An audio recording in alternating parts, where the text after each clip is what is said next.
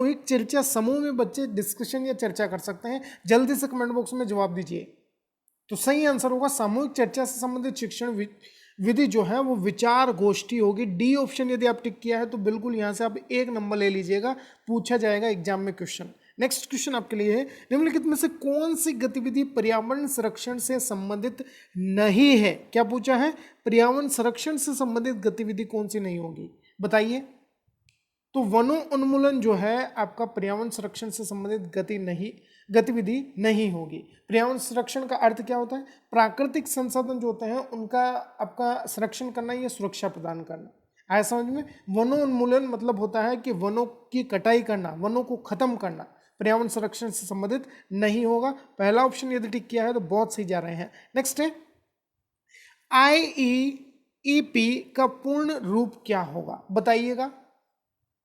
तो देखिएगा आपका यहाँ पर सही आंसर जाएंगे इंटरनेशनल एनवायरमेंटल एजुकेशन प्रोग्राम। यह देखिएगा 1972 में ये जो प्रोग्राम है यह आयोजित किया गया था। ऐसा समझ में, स्टॉकहोम में यह जो सम्मेलन या आयोजन हुआ था इस कार्यक्रम का। और यह जो है सबसे महत्वपूर्ण जो यहाँ पर जो कह सकते हैं कि महत्वता दी गई है वह पर्यावरण को दी गई है। ध्यान रखिएगा, मानवों का संबंध पर्यावरण से कैसा हो यह इसमें बताया गया था, है समझ में।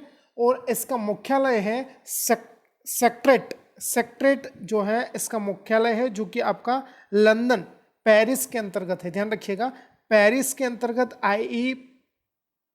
IEEP का मुख्यालय है पेरिस।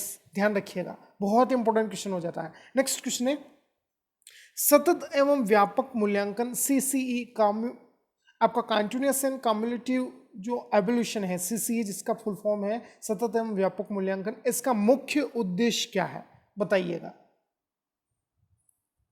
तो यहां पर देखिएगा, विद्यालय में उपस्थिति के समय बालक के प्रत्येक पहलू का मूल्यांकन करना, जिसमें निदानात्मक मूल्यांकन होता है, रचनात्मक मूल्यांकन होता है, संकलनात्मक मूल्यांकन होता है, इसके अलावा शैक्षिक और सशैक्षिक पक्षों का मूल्यांकन करना। तो ये जो सतत एवं व्यापक मूल्यांकन है इसका मुख्य उद्देश्य भी यही होता है कि प्रत्येक पहलू जो बालक के विकास में या सर्वांगीण विकास में महत्वपूर्ण हो उसका आपका विकास करना। नेक्स्ट क्वेश्चन आपके लिए है, निम्न में से कौन सी विशेषता अच्छे शिक्षण की नहीं है? अच्छे शिक्षण की विशेषता कौन सी नहीं होगी? नहीं को विशेष आप पढ़िएगा। तो यहाँ पर देखिएगा, अच्छा शिक्षण जो है मूल्य आधारित नहीं होता है, जबकि मूल्य आधारित तो होता है, वैल्यू एडिड जिसे हम टीचिंग कहते हैं।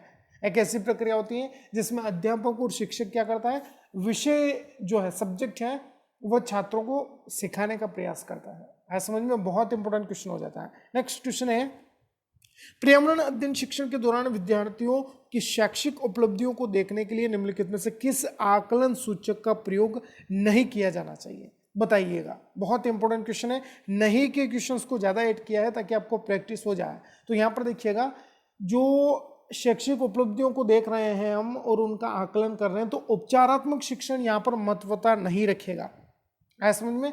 इसके अलावा बात करें, देखिएगा जो अवलोकन और रिपोर्ट देखना है, चर्चा करना है, अभिव्यक्ति हो सकता है, व्याख्या है, वर्गीकरण है, प्रश्न पूछ सकते हैं बच्चे से, हम विश्लेषण करना है, तो ये सभी महत्वपूर्ण है, जबकि उपचारात्मक शिक्षण यहाँ पर महत्वता नहीं रखता है। डी ऑप्शन टिक करिएगा। नेक्स्ट क्वेश्चन है, निम्नलिखित में से कौन सा नियम अधिगम के प्रयास व त्रुटि सिद्धांत से संबंधित नहीं है?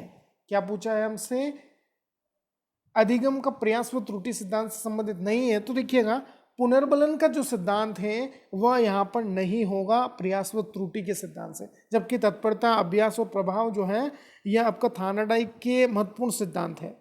और ये आपका सभी जो नियम है ये सीखने के नियम है, बहुत इंपॉर्टेंट क्वेश्चन हो जाता है ये। ऐसा समझ में, पुनर्बलन का सिद्धांत यहाँ पर नहीं होगा, नहीं है, पहला ऑप्शन टिक करिएगा। नेक्स्ट क्वेश्चन आपके लिए है, निम्नलिखित में से कौन सा विकल्प पर्यावरण अध्ययन के विषय वस्तु में सम्मिलित नहीं किया जाता है, बताइएगा। तो देखिए, बात करें दिए गए ऑप्शंस के अनुसार, राजनीतिक संरक्षण नहीं होता है पर्यावरण अध्ययन की विषय वस्तु के अंतर्गत। नेक्स्ट क्वेश्चन आपके लिए है, भारत में लड़कियों व लड़कों के विवाह की न्यूनतम कानूनी आयु क्या होगी? देखिएगा, लड़कियों की पहले बात की गई है तो लड़कियों की हम पहले देखेंगे, उसके बाद लड़कों की। तो बात करें लड़कियों की 18 वर्ष और लड़कों की 21 वर्ष, बी ऑप्शन अपना यहाँ पर सही होगा। नेक्स्ट है, भारत में बाल श्रम को प्रतिबंधित करने के लिए बाल श्रम निषेध एवं विनियमन अधिनियम किस वर्ष में पारित किया गया था, बताइएगा। तो बाल श्रम निषेध अधिनियम या विनियमन जो है यह आपका यहाँ पर सही आंसर जाएंगे 1986 में पारित किया गया था। ध्यान रखिएगा, जो संपूर्ण भारत में जो बाल श्रमिक होते हैं उनके प्रतिबंध पर कार्य करता है, ध्यान रखिएगा। नेक्स्ट क्वेश्चन है, नशीली दवाओं की लत को नियंत्रित करने तो आमतौर पर प्रयुक्त की जाने वाली औषधि का क्या नाम है, बताइएगा। जो एडिक्ट हो जाते हैं उनके लिए बात की गई है। तो यह जो औषधि है इसका नाम पैथिडीन है। पैथिडीन क्या होता है, C15 H21 और NO2 से मिलकर आपका पैथिडीन बनता है। यह क्या करता है, नशीली दवाओं की जो लत लग जाती है या एडिक्ट हो जाते हैं हम, उनके नियंत्रण के लिए कार्य करता है। इसका जो इफेक्ट है 8 से 10 घंटे तक रहता है, ध्यान रखिएगा। नेक्स्ट क्वेश्चन है, बहुत इंपॉर्टेंट क्वेश्चन, निम्नलिखित में से कौन सा 100% खुले में शौच मुक्त ODF राज्य है, बताइएगा।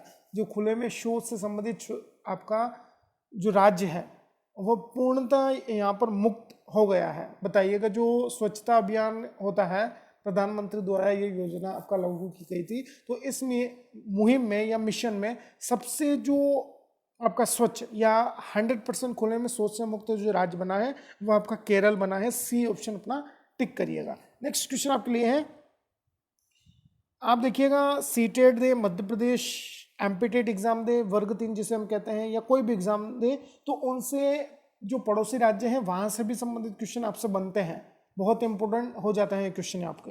तो क्वेश्चन बनता है, राजस्थान के वस्त्र नगरी का क्या नाम है। तो राजस्थान की वस्त्र नगरी जो है भीलवाड़ा कहते हैं हम, जिसे वस्त्र नगरी कौन सी है, भीलवाड़ा है। यहाँ पर देखिए सर्वाधिक सूती व सिंथेटिक जो पावर लूम्स है, हैंडलूम्स पावर लूम्स होते हैं ना, ये सबसे महत्वपूर्ण जो है भीलवाड़ा डिस्ट्रिक्ट में पड़ते हैं, ध्यान रखिएगा, जिसे हम वस्त्र नगरी कहते हैं। नेक्स्ट, नायलॉन का आविष्कार किसने किया, आंसर होगा आपका वॉलेस कैरोथर्स। पहले रीट एग्जाम में ये क्वेश्चन बनता है, पूछा गया है और आपका फिर वापस रिपीट हो सकता है। नेक्स्ट है, निम्नलिखित में से कौन सा राजस्थान से संबंधित नहीं है, बताइएगा। तो बात करें आपका माघ मेला जो है यह राजस्थान के मेलों से संबंधित नहीं होगा।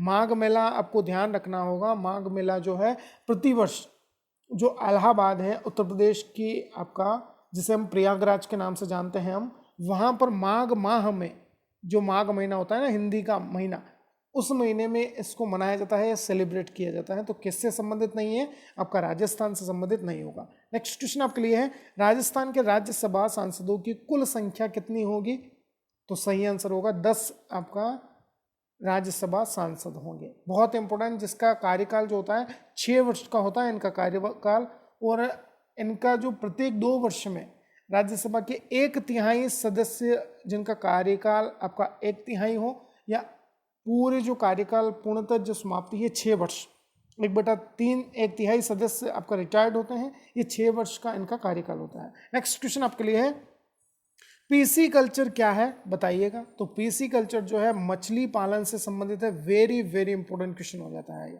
ऐसा समझ में, बहुत इंपॉर्टेंट आपका क्वेश्चन कहते हैं इसे, और आता है एग्जाम में। और मछली पालन का व्यवसाय जो है नीली क्रांति से संबंधित है, यह भी ध्यान रखिएगा, एग्जाम में पूछा जाता है। नेक्स्ट क्वेश्चन है, पारितंत्र शब्द का गठन किसने किया था, बताइएगा।